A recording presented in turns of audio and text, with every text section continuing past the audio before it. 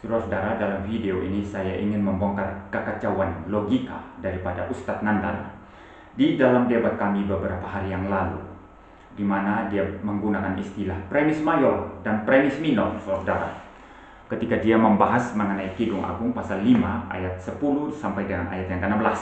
Di sana dia berkata bahwa ayat 10 yang menyebut istilah dodi atau kekasih ya, atau beloved itu adalah premis mayor katanya. Lalu ayat 16 yang menyebut istilah Muhammadim itu dia katakan sebagai premis minor, saudara. Nah, istilah premis mayor dan premis minor ini adalah istilah yang biasa dipakai ketika kita menggunakan metode deduksi logis di dalam ilmu logika. Dan metode ini ditemukan oleh Aristoteles, ya, seorang filsuf Yunani kuno, di mana kita biasa berangkat dari premis mayor menuju kepada premis minor, lalu menarik kesimpulan logis berdasarkan premis mayor dan premis minor tadi, saudara. Nah, metode induksi semacam ini yang berangkat dari hal yang umum kepada hal yang khusus lalu mengambil kesimpulan, itu berbeda dengan metode induksi yang berangkat dari hal-hal yang khusus atau partikular menuju kepada yang universal atau umum. Nah, di sini kita tidak membahas mengenai metode induksi ya, karena kita hanya fokus kepada metode deduksi untuk membongkar ya asal manapnya Ustadz Nandar ya. Nah, mari saya beri satu contoh sekarang mengenai metode deduksi ini ya.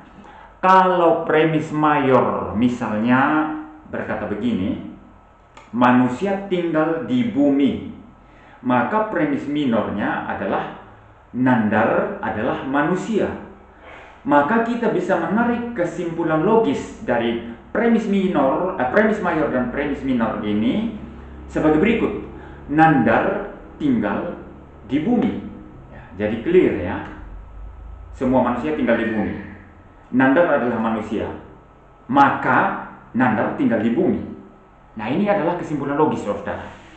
Nah, mari kita terapkan metode deduksi semacam ini ya ke dalam asumsi saudara Nandar ini yang mengatakan bahwa ayat 10 itu adalah premis mayor dan ayat 16 itu adalah premis minor ya.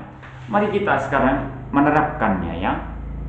Kalau betul ayat 10 premis mayor dan ayat 16 itu premis minor, maka bunyinya seperti ini.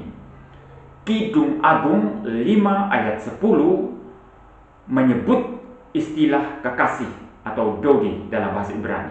Nah, ini premis mayornya ya. Lalu premis minornya adalah apa? Kekasih yang disebut dalam Kidung Agung 5 ayat 10 adalah Muhammadin, saudara. Jadi di premis minor ini, saudara, seakan-akan sudah dibuat satu kesimpulan. Seperti itu, saudara. Kalau ikut daripada logika kacaunya Nandar, ya. Jadi premis mayor Kidung Agung 5 ayat 10 menyebut istilah kekasih atau dodi. Lalu premis minornya itu di ayat 16, kekasih yang disebut dalam Kidung Agung 5 ayat 10 adalah Muhammadin di dalam ayat yang ke-16. Jadi apa ini, saudara? Apakah ini metode deduksi logis yang sah, yang valid? Tidak. Tidak sound, tidak valid ini, saudara. Masa di premis minor sudah ada kesimpulan. Nah, kalau kita membuat ya dengan lebih lengkap ya, dengan menyertakan kesimpulannya, maka harusnya bunyinya seperti ini. Kidung Agung 5 ayat 10 menyebut istilah kekasih atau dodi. Ini premis mayornya. Lalu premis minornya, kekasih yang disebut dalam Kidung Agung 5 ayat 10 adalah Muhammadin ya. Muhammadin ya, atau lovely atau menarik dalam bahasa Indonesia ya. Nah, itu premis minornya. Lalu kita mari membuat kesimpulan kalau begitu. Kesimpulannya adalah apa? Muhammadin yang dimaksud adalah nabinya orang Islam, yaitu Nabi Muhammad. Tetapi saudara coba perhatikan di sini antara premis mayor dan premis minor, lalu ada kesimpulan, itu tidak ada korelasi logisnya. Tidak ada korelasi logisnya. Saya sudah katakan tadi bahwa ketika kita mengatakan ayat 10 itu premis mayor ya, Kidung Agung 5 ayat 10 menyebut istilah kekasih atau dodi, itu premis mayornya. Lalu premis minornya adalah kekasih yang disebut dalam Kidung Agung 5 ayat 10 adalah Muhammadin.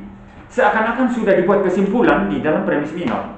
Ini secara metode deduksi ini kacau, tidak valid ya. Masa kesimpulan sudah dibuat di dalam premis minor? Tetapi kalau dipaksakan satu kesimpulan yang lain ya, selain daripada premis mayor dan minor ini, maka kesimpulannya adalah Muhammadim yang dimaksud di dalam ayat 16 itu adalah Nabi Muhammad. Apakah ini kesimpulan logis berdasarkan premis mayor dan premis minor? Tidak. Sama sekali tidak terjadi lompatan logika di sini, saudara. Tidak ada hubungannya, saudara. Lompatan logika. Maka istilah premis mayor, premis minor, bahkan jika seandainya Nandar pun buat kesimpulan, itu tidak dapat diberlakukan pada Kidung Agung 5 ayat 10 sampai 16 hanya untuk membenarkan atau menjustifikasi bahwa nabinya orang Islam itu dinubuatkan di sana ya. Coba buat deduksi logis. Bagaimana? Ya.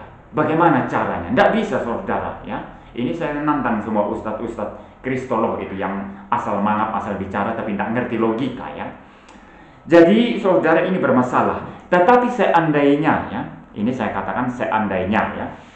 Seandainya mereka bisa membuat satu deduksi logis dari Kidung Agung 5 ayat 10 sampai 16 ya, dan menghasilkan kesimpulan logis bahwa nabi mereka itu dinubuatkan di sana, seandainya bisa, maka tetap masih bisa bermasalah.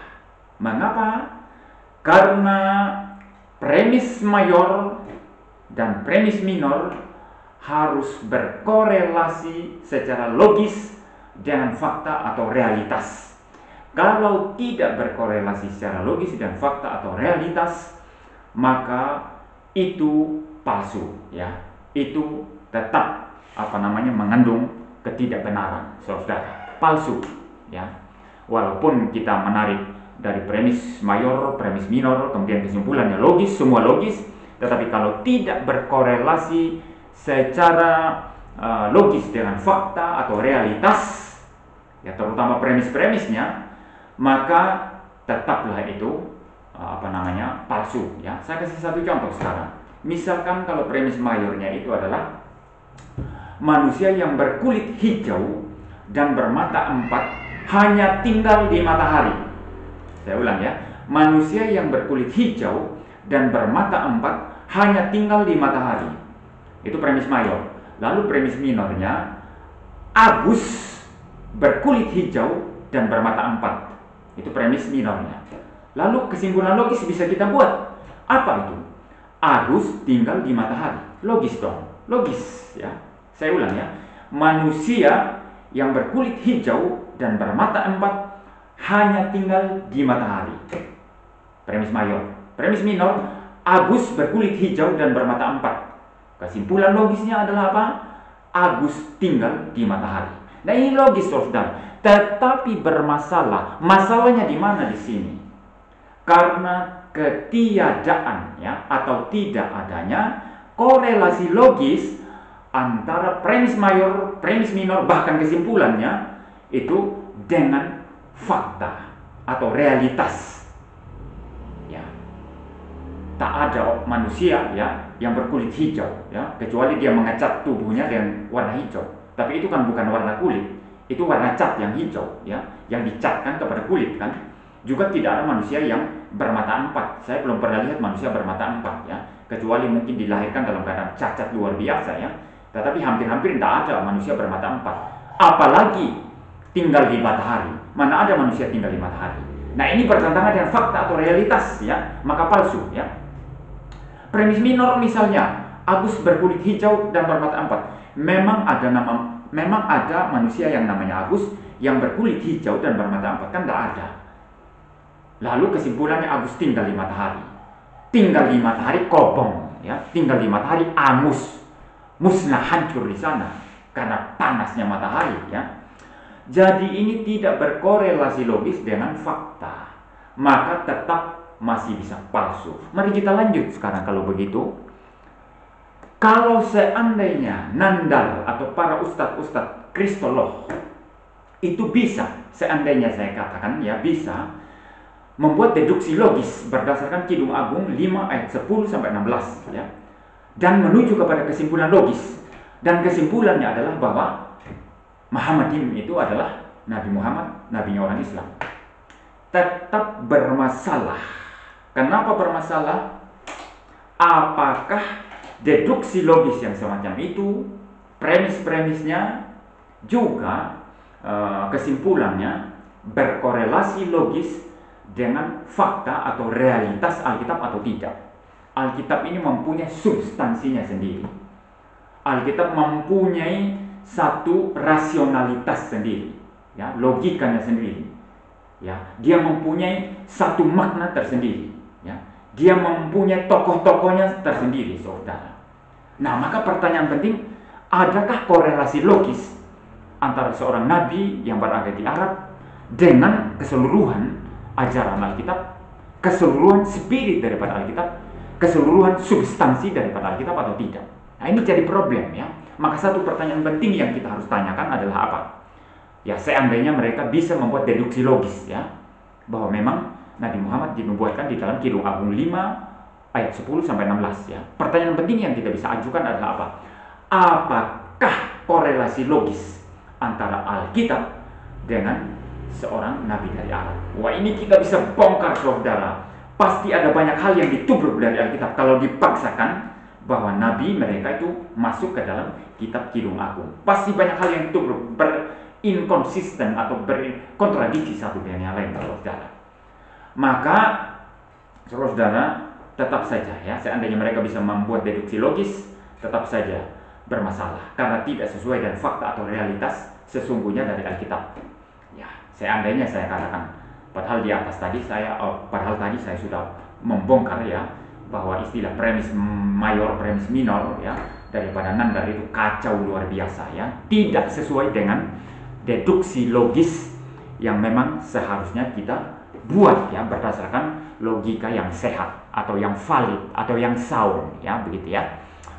Jadi saudara, inilah problem-problem yang saya lemparkan kepada para ustadz kristolog yang sering mengatakan Alkitab palsu, tetapi merujuk kepada Alkitab, ngemis dari Alkitab untuk membenarkan atau menjustifikasi klaim-klaim mereka ya, saudara. Jadi saya tantang ini para ustadz ya, Nandar juga ya, supaya menggunakan logika yang lebih bagus ya, yang lebih sehat lah, yang sesuai dengan penalaran yang logis. Kalau mau menggunakan metode deduksi, silakan ya. Atau saya tantang sekarang untuk mencoba berdebat dengan saya tentang poin ini ya.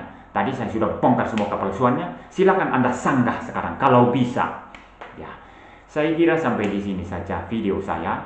Semoga ini bisa bermanfaat.